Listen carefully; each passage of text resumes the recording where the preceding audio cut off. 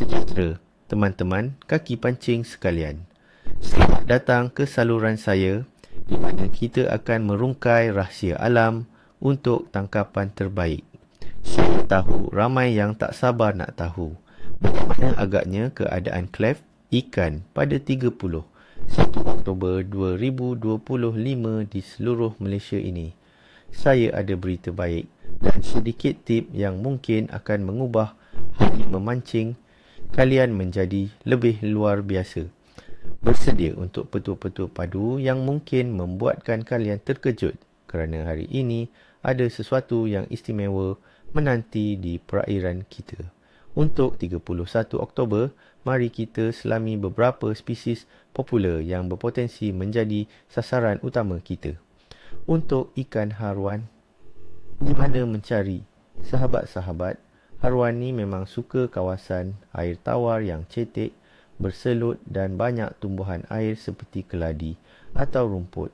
Cari lubuk yang terlindung dari arus deras, terutamanya di sekitar tebing, sungai kecil, parit atau tasik yang ada banyak struktur. Dengan suhu air yang stabil dan hangat sekitar 24 hingga 28 darjah Celsius, haruan akan lebih aktif mencari makan di kawasan cetek pada waktu pagi atau lewat petang. Pada apa memancing, gunakan set pancingan casting ringan. Gewang permukaan jenis froggy atau popper memang cukup efektif untuk memprovokasi haruan. Juga boleh cuba umpan hidup seperti anak ikan atau cengkerik.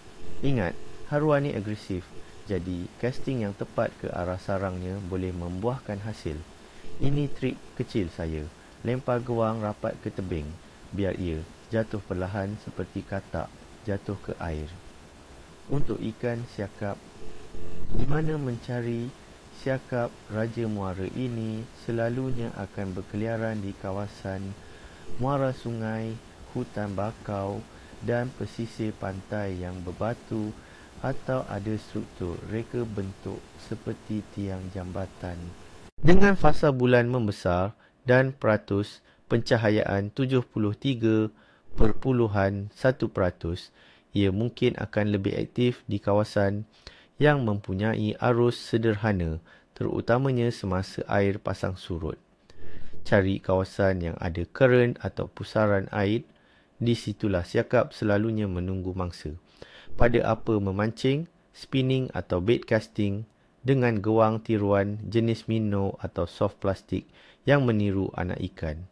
Umpan hidup seperti udang atau anak ikan belanak juga sangat digalakkan. Retrieve gewang dengan kelajuan sederhana. Sesekali twitch joran untuk memberi aksi seperti ikan yang tercedera. Percayalah, ini killer move saya untuk siakap.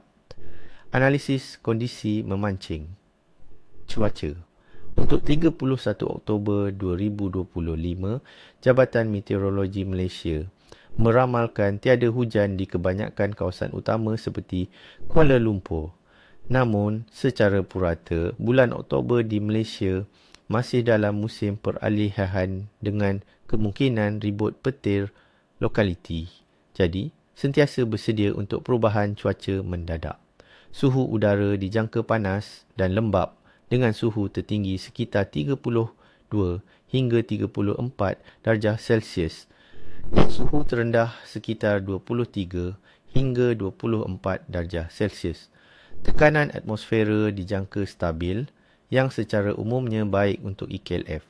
Angin dijangka tidak terlalu kuat, memudahkan kita untuk memancing.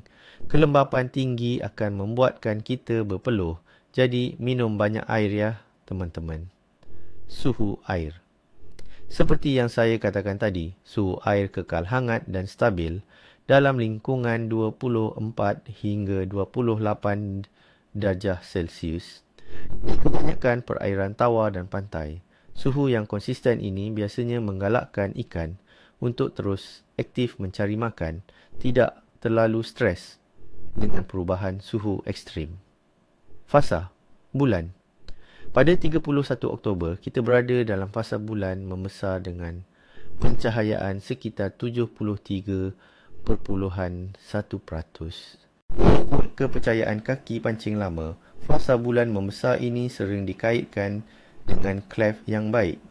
Cahaya bulan yang terang dikatakan mempengaruhi tingkah laku ikan, menjadikannya lebih aktif pada waktu malam dan awal pagi. Aktiviti ikan keseluruhan. Bulan Oktober adalah musim peralihan di Malaysia dan ikan-ikan seperti haruan, siakap, patin dan jenahak secara umum berada dalam keadaan aktif mencari makanan. Walaupun cuaca boleh berubah-ubah dengan petir di beberapa tempat, suhu yang konsisten dan fasa bulan yang baik memberi petunjuk positif.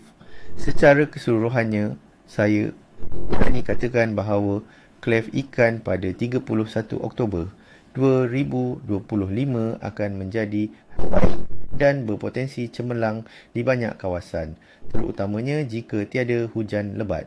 Clef akan menjadi aktif dan responsif terhadap umpan, tetapi mungkin sedikit capricious jika ada perubahan tekanan atmosfera akibat ribut petir yang lokaliti.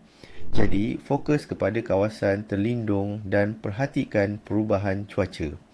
Akhir kata, saya doakan agar semua sahabat-sahabat kaki pancing akan mendapat tangkapan yang lumayan pada 31 Oktober ini. Ingat, niat baik, hati ikhlas, pasti ada rezeki. Jangan lupa untuk sentiasa menjaga kebersihan kawasan memancing kita. Sebelum berpisah, jangan lupa tinggalkan like, komen tentang rancangan memancing kalian.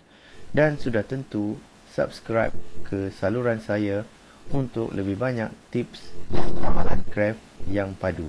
Saya ingin tahu, umpan apa yang paling menjadi minggu ini? Kongsikan pengalaman kalian di bawah. Niha, ni khwosta, ni ceshui. Semoga berjaya ya teman-teman. Jumpa lagi di video seterusnya.